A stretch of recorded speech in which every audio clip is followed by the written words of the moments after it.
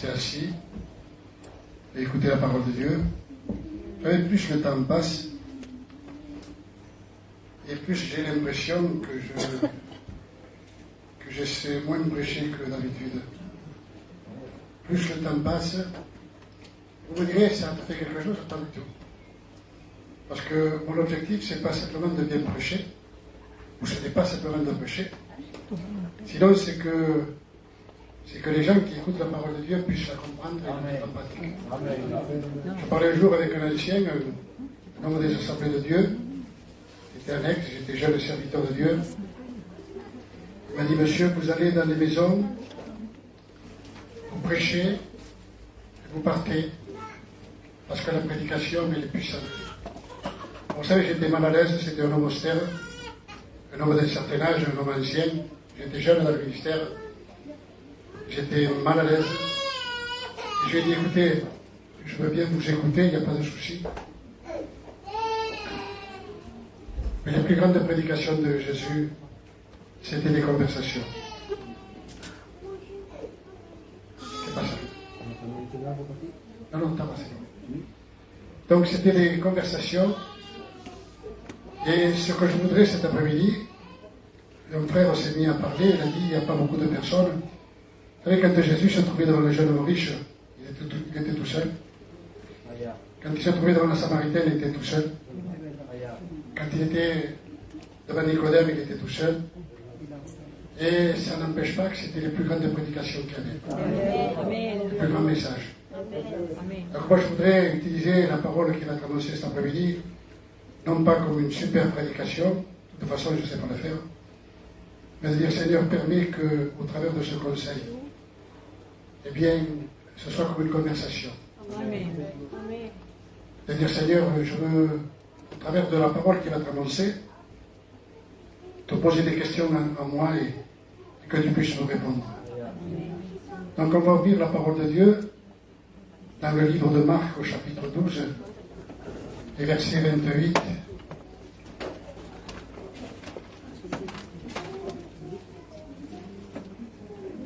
Plutôt, verset 29. Jésus répondit, voici le premier. Écoute Israël, le Seigneur, notre Dieu, qui est l'unique Seigneur. Tu aimeras le Seigneur de tout ton cœur, de toute ton âme, de toute ta pensée, de toute ta force. Et voici le second, tu aimeras ton prochain comme toi-même. Amen. C'est pas moi le Seigneur. Señor, quiero alabar tu nombre y ensalzar tu gloria, Padre mío, en esta tarde. Te suplicamos, Padre bueno, Señor, que siga en este ambiente espiritual, Padre mío, de la unción del Espíritu a tu siervo, Padre mío, para que se pueda expresar en nuestras vidas, en nuestros corazones, como tú lo quieres, Señor. Haznos entender tu palabra. Besítalo en esta tarde, Padre. Tenemos necesidad de ti, Padre. Te suplico que le dé la unción del Espíritu Santo. En el nombre de Jesucristo. Amén. Voilà, Jésus va s'entretenir avec des personnes qu'on appelle des Sadducéens. Les Sadducéens, c'était plutôt un parti politique qu'un parti religieux. C'était des gens qui ne croyaient pas à la résurrection. Donc Jésus va leur dire ces mots, vous êtes dans l'erreur. Et un homme, un scribe en particulier, qui va entendre Jésus discuter avec ces gens, sachant qu'il leur avait bien répondu aux Sadducéens, va s'approcher et va lui poser une question. Et c'est un peu ce que nous avons fait chacun d'entre nous. Nous nous sommes approchés de Jésus et nous avons entendu parler de lui, parler de l'Évangile. Cet homme, il va poser une question. Seigneur, quel est le premier des commandements? Alors, on se rendra compte d'une chose qui est certaine.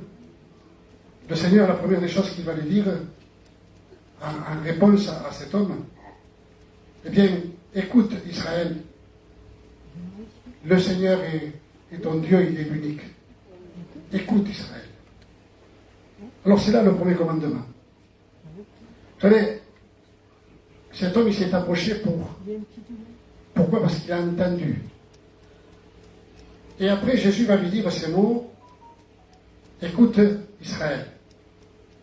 Vous savez, le verbe écouter, je ne suis pas là pour faire de la grammaire, pour me prendre pour un professeur de français.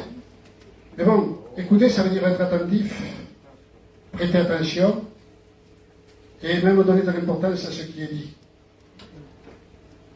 Entendre, ça veut dire percevoir par l'ouïe. On entend des bruits, des sons, de la musique, on entend même le vent, on entend parler. Et malgré que ces deux noms, le mot entendre et le mot écouter se ressemblent drôlement, ce sont presque des synonymes, et ils aient le même sens à peu près, je veux dire par là qu'il y a peut-être une très petite différence, peut-être, on va dire comme ça, entre entendre et écouter. Alors, de la même façon qu'on peut voir, qu'il peut y avoir une différence entre croire et regarder. On peut voir, écoutez bien, on peut voir sans regarder. On voit, mais je ne regarde pas. Et on peut regarder sans voir. Je regarde, mais je ne vois pas. Ça vous arrive de temps en temps. De la même façon, on peut entendre et ne pas écouter. Il y a des gens qui entendent la parole de Dieu et qui n'écoutent pas. On peut écouter et ne pas entendre.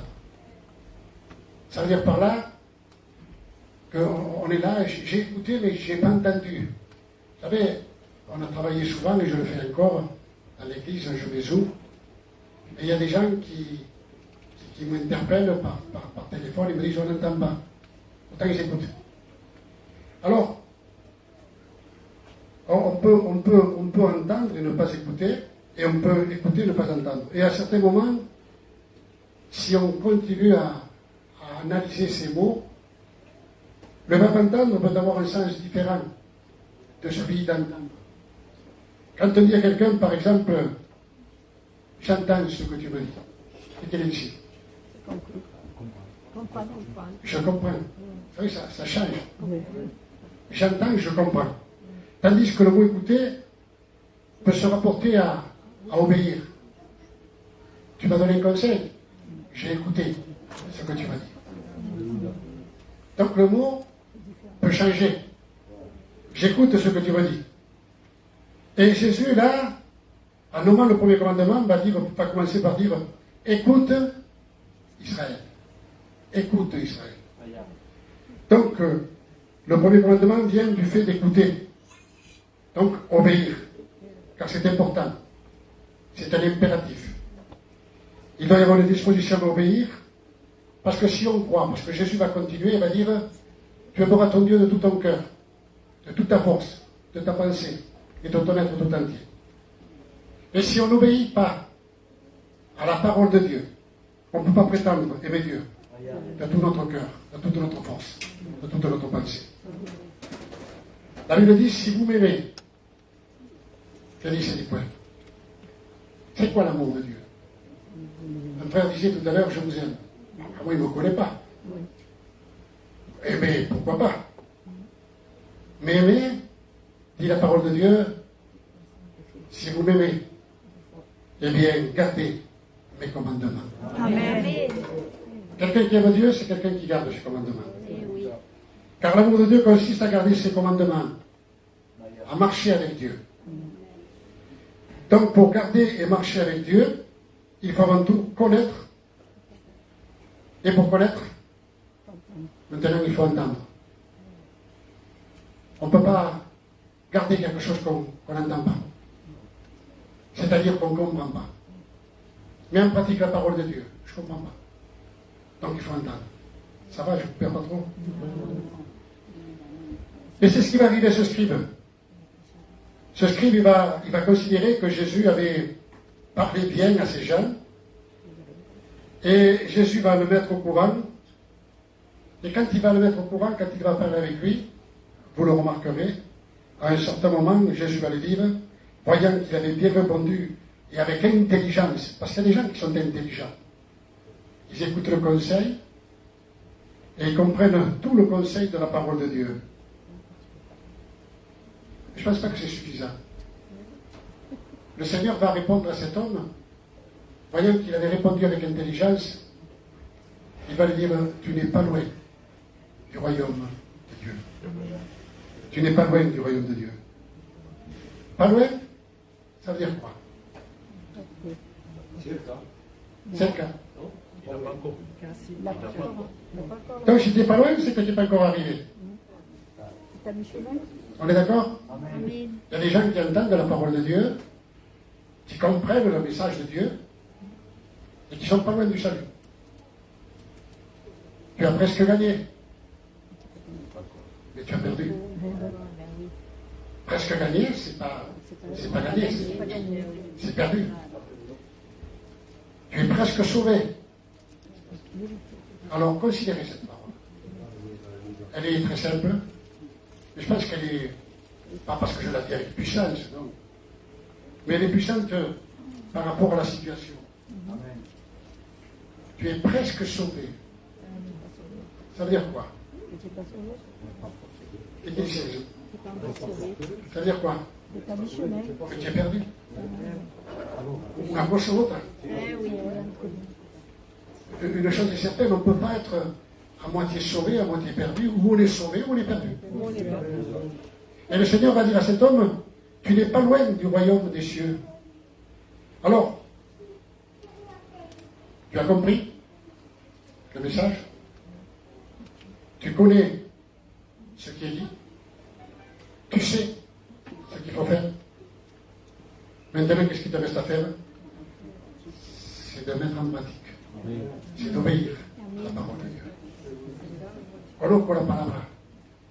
Je sais. On se souvient du jeune homme riche. Seigneur, que faut-il faire pour avoir la vie éternelle? Je ne dirai pas. Depuis que je viens aux réunions, je ne bois plus, je suis plus heureux. Je ne fais plus, je ne fais plus ceci.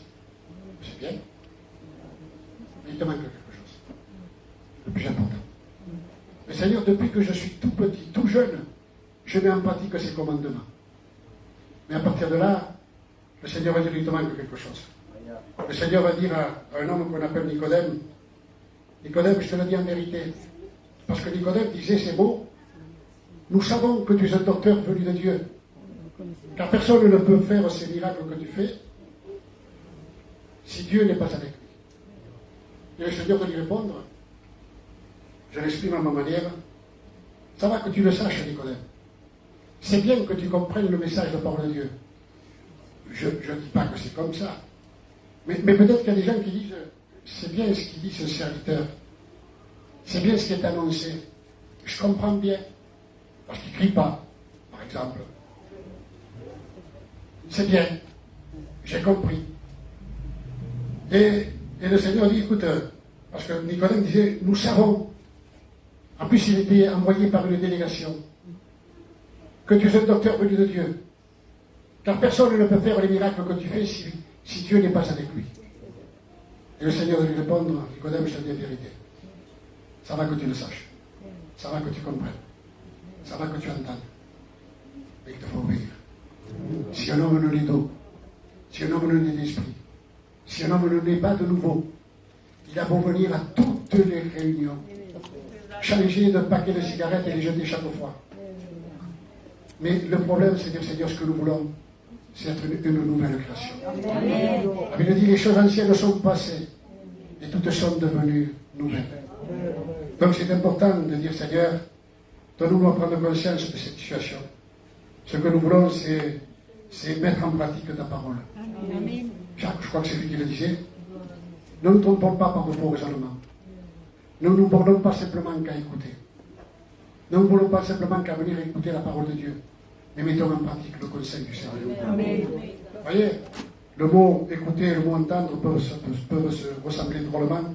Mais ce que Dieu veut justement, c'est que nous soyons des gens qui faisons la volonté du Seigneur. La Bible dit, quand tu viens dans la maison de Dieu, quand tu franchis le seuil de la maison du Seigneur, ne viens pas pour offrir le sacrifice de l'insensé. Viens pour écouter. Viens pour mettre en pratique le conseil de la parole de Dieu. Il y a un passage qui dit, je suis dans la joie quand on me dit, allons dans la maison de l'Éternel. Pourquoi est-ce qu'on est dans la joie? Parce qu'on voit les amis, bien, pour que non. Parce qu'on va chanter des cantiques, on va se réjouir, pourquoi pas. Et je suis dans la joie quand on me dit allons dans la maison de l'Éternel. Amen. 2 ou 3 venir en mon nom, je suis au milieu. Amen. Vous savez, pourquoi est-ce que je sais pertinemment, eh bien, que dans la réunion où on se trouve, eh bien, il y a Dieu. À cause de l'émotion, à cause des sentiments, à cause de la façon dont elle s'exprimait, parce qu'il y a des gens qui ont des dons particuliers pour faire pleurer les gens. Ils ont quelque chose de particulier, un charisme. Mais c'est pas ça. Un jour, Jésus, on allait le crucifier, et des femmes d'un certain âge, certainement, qui pouvaient être leur mère, eh bien, vont se taper sur la poitrine et pleurer. Bon, Jésus aurait pu dire, écoutez, c'est gentil, vous pleurez sur mon sort, c'est bien. Mais non, au contraire, il va se tourner vers elle et dire, ne pleurez pas sur moi, pleurez sur vous et vos enfants, pleurez sur votre péché. Et c'est ça qui est important, pleurer sur votre péché. Et aujourd'hui, pourquoi je sais pertinemment que Jésus est ici, par exemple, parce qu'il y a une façon particulière de s'exprimer. Il y a quelque chose d'émotionnel. On fait lever les gens, on fait baisser les gens, on fait c'est pas ça. Pourquoi est-ce que je sais que Jésus est présent? Eh bien, tout simplement parce qu'il l'a dit. Alléluia. 2 ou 3 réunis en mon nom, je suis au milieu. Et on n'a pas cherché de sensation. Si on en ressent, pourquoi pas? Mais si on ne ressent rien, ça n'empêche pas que Jésus soit présent. 2 ou 3 réunis en mon nom, je suis au milieu. Et Jésus a dit, voici, je suis avec vous tous les jours. Tous les jours. Je suis avec vous jusqu'à la fin du monde. Donc c'est important, tu as compris, tu connais, tu sais. Maintenant, il ne reste plus qu'à mettre en pratique. Il y a des gens qui diront, c'est pas pour nous, on est des chrétiens.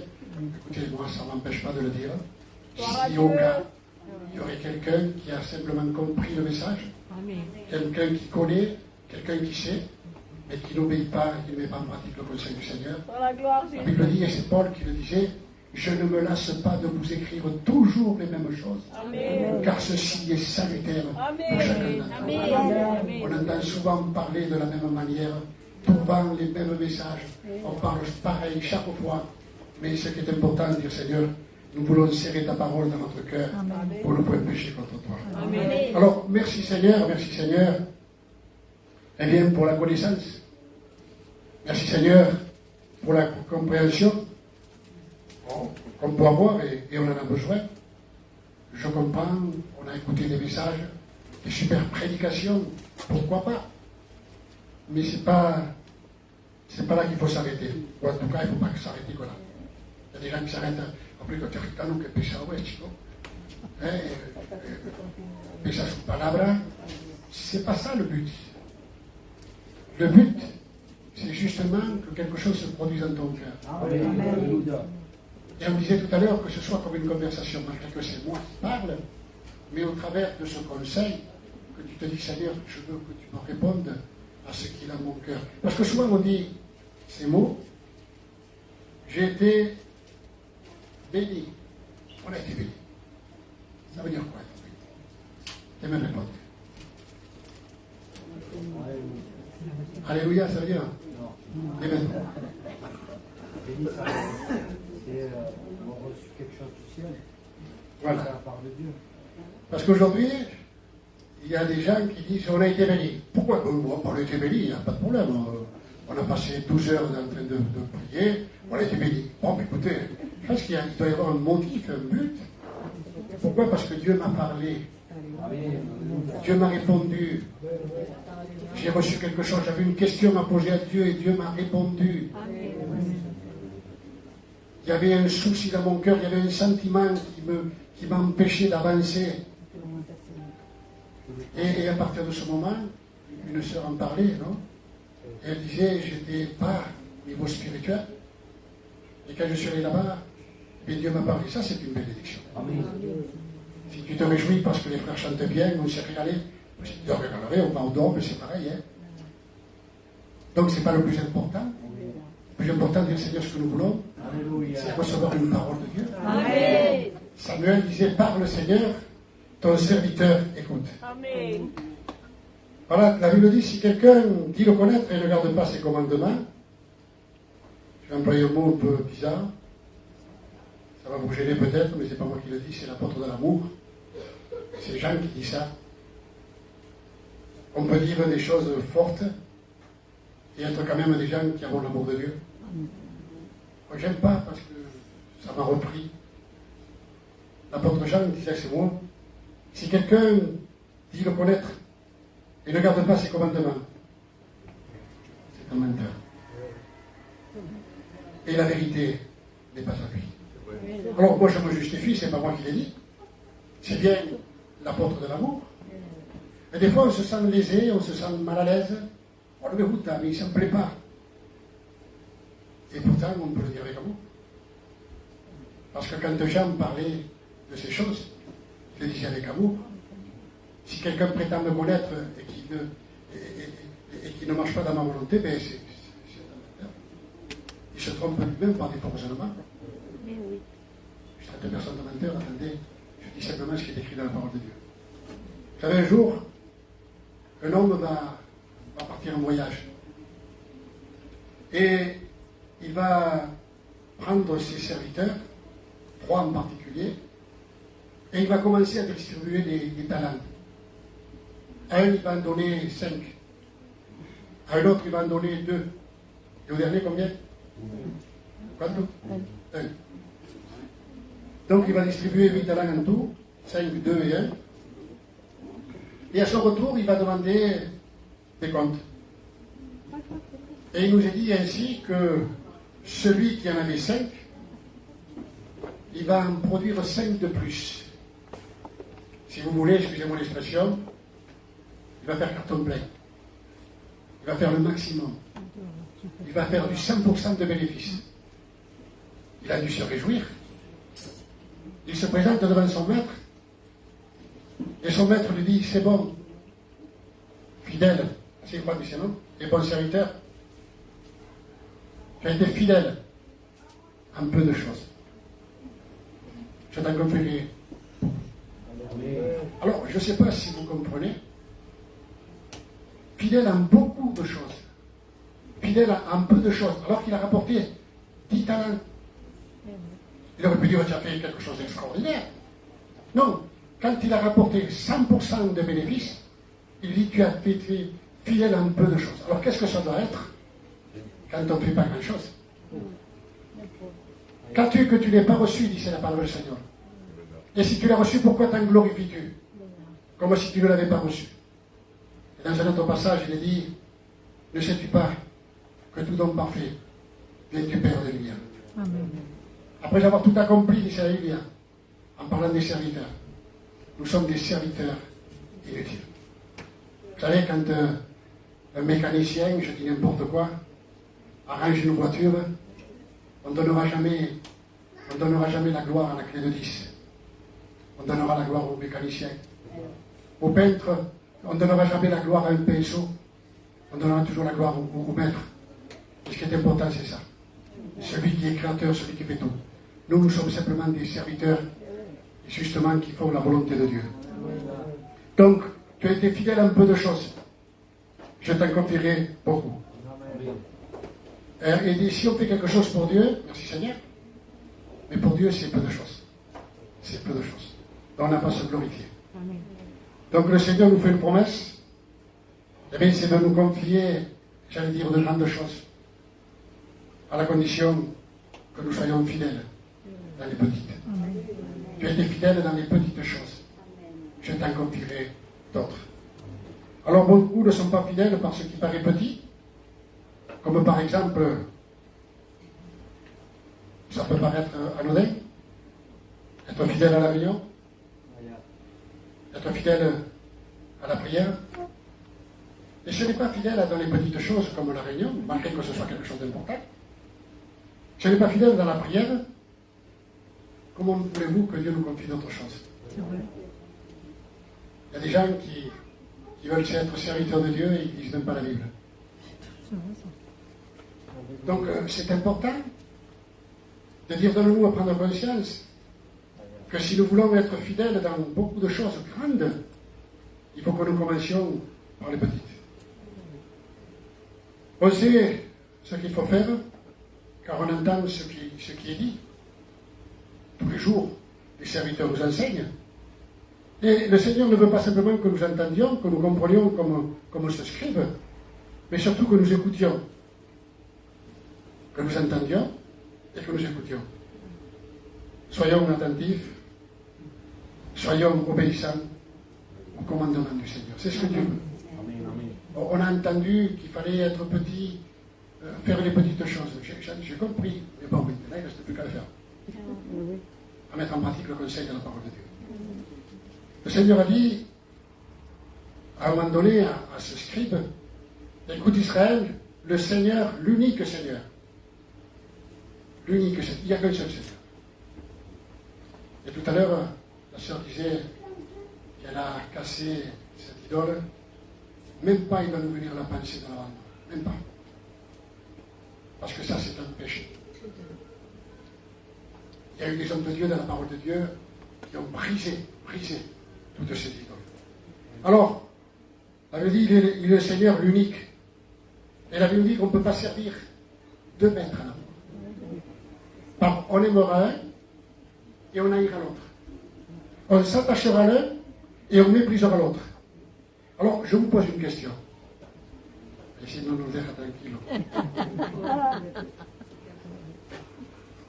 D'après vous, qui sont ces deux maîtres? On ne peut pas servir deux maîtres alors. Dieu est le diable, c'est vrai. Mais des fois, ce n'est pas toujours le diable, ou ce n'est pas forcément le diable ou le monde. Ça peut être nous-mêmes, notre personnalité, nos ambitions, notre égoïsme, notre paresse. Et des fois, à cause qu'on s'aime tellement nous-mêmes, on a tellement de l'amour pour nous, qu'on néglige Dieu. Vous savez, le diable, aujourd'hui, on ne fait même pas attention. Il a été brisé, il a été écrasé, comme le serpent. Donc le Seigneur a dit, j'ai vaincu le monde. Il a ridiculisé les autorités. Maintenant, il reste nous. Il reste notre personne. Et des fois, notre deuxième ennemi, notre deuxième maître, c'est pas ni Mammon, ni le diable, ni le monde, c'est nous-mêmes. Et on s'aime tellement. Et aujourd'hui, les gens, ils s'aiment beaucoup. Hein. C'est pas défendu. Il y a quelqu'un dans le monde. Ça, c'est un fait. Mais aujourd'hui, le Seigneur a dit, celui qui aime son père, sa mère, son enfant, tout ce qu'il a en lui-même, plus que moi, il n'est pas digne de moi. On ne comprend pas. Demandons à Dieu de nous expliquer. Donc c'est important de dire, Seigneur, des fois on s'aime tellement qu'on néglige Dieu. J'ai ceci, j'ai un problème, je ne vais pas faire ceci. Alors, ça peut être, je répète, nous-mêmes. Alors, en résumé, si vous m'avez suivi un peu, ça veut dire quoi, aimer Dieu? Tu aimeras ton Dieu de toute ta force, de toute ta pensée, de tout ton être, de tout ton cœur. Donc, aimer Dieu, c'est faire passer Dieu en premier. Aimer Dieu, c'est lui donner la première place. Vous êtes d'accord?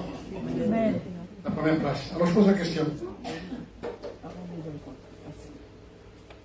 Quels sont ceux qui donnent à Dieu, ou qui aiment Dieu de tout leur cœur, leur pensée, leur être tout entier? Amen. Amen. Attention, on est prisonniers de nos paroles.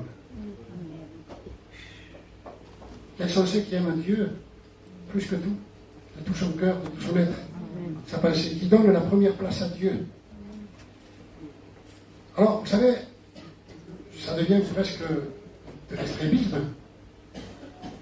Et on dirait que Dieu ne veut pas de l'extrémisme. Vous savez, un jour, des hommes, toujours pour éprouver Jésus, vont s'approcher du Seigneur et vont dire, est-ce qu'il est permis de payer le tribut, de payer l'impôt? Et Jésus prend son temps. Il dit, apportez-moi une pièce d'un denier. Et il va leur poser cette question, de qui portent-elles l'effigie? Et les gens disent, écoute, de César. Et rendez donc à César ce qui est à César, et rendez à Dieu ce qui est à Dieu. Amen. Donc un chrétien, c'est quelqu'un d'équilibré. Il a la tête sur les épaules et les pieds sur la terre. Jésus lui-même a dit ces mots. Père, je ne te prie pas de les ôter du monde, mais de les garder du malin. Où est-ce qu'on veut qu'on aille? Où voulez-vous aller? Sur la Lune? Sur Mars? Sur Jupiter? On est obligé de vivre sur la terre. On est obligé de travailler. On est obligé de vivre comme on doit vivre, de s'occuper de nos enfants, de profiter de la vie. Il n'y a pas de problème. Rends à César ce qui est à César. Alors, c'est pas de moi César. Personne n'a dit ça.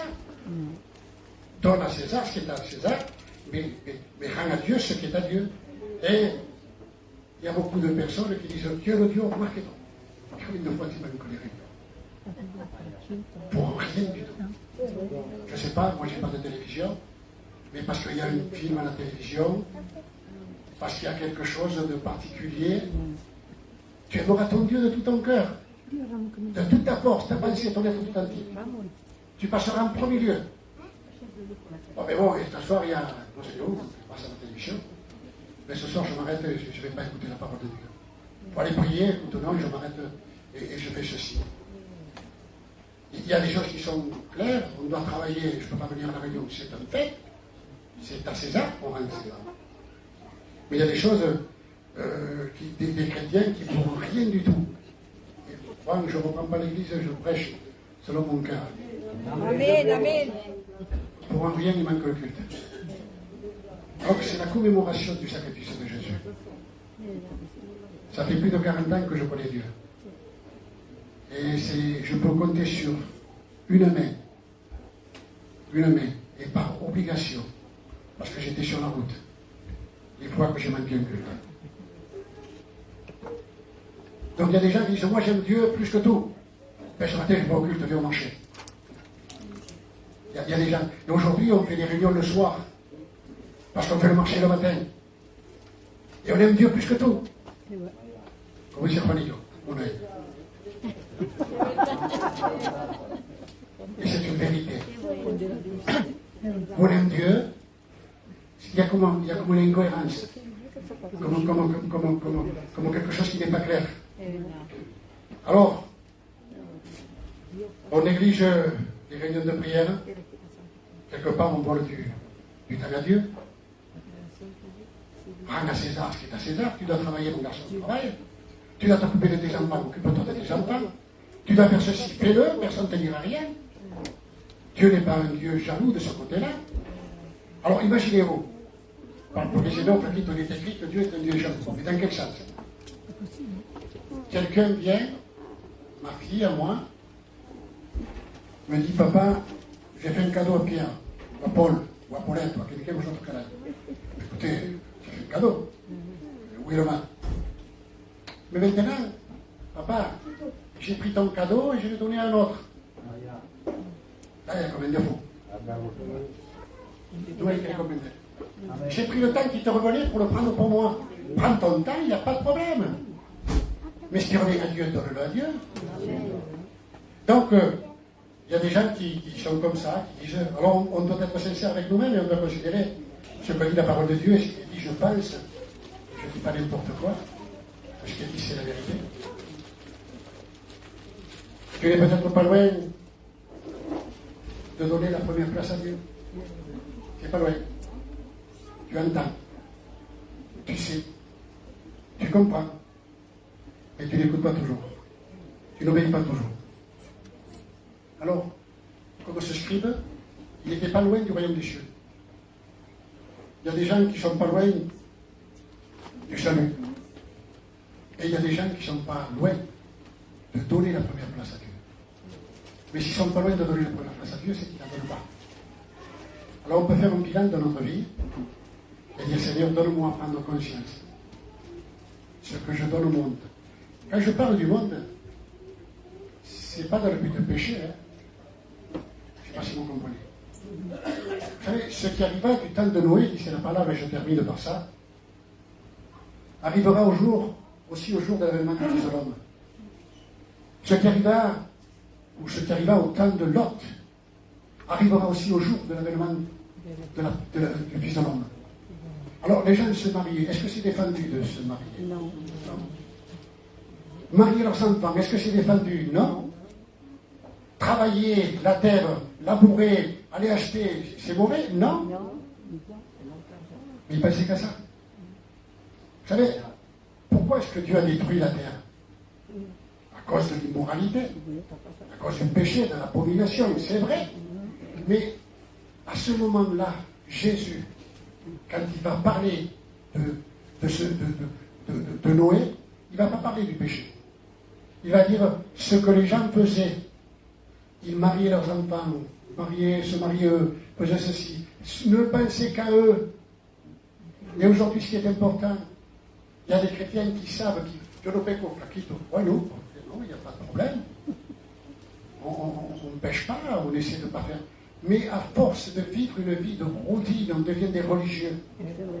Et quelqu'un disait un jour, les religieux ne sont pas sauvés. Ce qui fait de nous des personnes héritières de la vie éternelle, Alléluia. c'est que nous soyons des nouvelles créations. Amen. Les choses anciennes sont passées, toutes sont devenues nouvelles. Amen. Alors aujourd'hui, il y a des chrétiens qui pensent qu'à eux. C'est défendu? Non, moi aussi je pense à moi. Mais le premier des choses qu'il faut faire, c'est de te faire passer. Amen. Amen. Aimer Dieu de tout ton cœur, toute ta force, ta pensée, Amen. et ton prochain. Amen. Donc c'est important, disons Seigneur ce soir ou cet après-midi, je ne sais pas, faisons un bilan de notre vie. Le bilan, c'est mettre le plus, le moins, le positif, le négatif, le passif et le crédit. Et on voit, et on dit Seigneur, de quel côté pèse la balance? Est-ce que je fais plus pour moi ou pour Dieu? Vous savez, des fois, quand on fait quelque chose pour Dieu, eh bien, ça balance d'un côté, parce qu'on le fait sur notre cœur. Tout ce que vous fassiez, faites-le de bon cœur, non pas pour les hommes, mais comme pour le Seigneur. Amen. Si on le fait pour les hommes, on a notre récompense. Vaya mujer esta, visto que cristiana. Bon, ben, écoute, c'est bien ça. Mais maintenant, l'importance, c'est pas la valeur qu'on peut donner, c'est un bien, c'est bien. Le plus important. Je peux m'appeler ce que disait un jour, Dieu, tu as vu mon serviteur Job, tu as vu mon serviteur, tu as vu Matthieu, tu as vu mon enfant. Et celui qui témoigne de nous, eh bien, c'est Dieu. Il met dans le cœur des hommes, justement, la pensée que nous sommes de véritables chrétiens. Parce qu'on peut avoir de l'affinité pour des gens, de la sympathie pour les gens, et dire, il y a un homme, une mujer de Dieu. Pourquoi pas? Mais ce qui nous importe, ce n'est pas notre valeur aux yeux des hommes. Ce qui nous importe, c'est avoir de la valeur aux yeux de Dieu. Amen. Alors tu aimeras ton Dieu de tout ton cœur, ta force, ta pensée. Alors tu connais ce soir, tu sais, tu comprends le message, mais maintenant il faudra eh bien, que tu obéisses, que tu mettes en pratique la parole de Dieu. Autrement, le fait de comprendre, nous ne nous sommes pas. C'est important, il faut comprendre pour mettre en pratique. Mais il faut que nous disions, Seigneur, ce soir, je veux analyser mon cœur. Que Dieu fasse que je me trompe. De toute façon, moi j'ai prêché. Je n'ai pas de prétention. Je ne suis pas ni prophète, ni de révélation. Je sais une chose certaine, c'est que si Dieu veut parler, il parle dans le cœur. Amen. Et ça a été poussé par le Saint-Esprit que les gens ont parlé dans la parole du Seigneur. Donc, je pense que Dieu, au travers de sa parole, veut parler à ton cœur et te dire, voilà, tu es presque, n'allons pas jusqu'au salut, tu es presque sauvé. Non, on va donner ça, tu es sauvé. Amen. Mais tu es presque à même de donner la première place à Dieu. Mais tu ne l'as pas encore donné. Tu gardes pour toi. Amen. Tu le places à Dieu.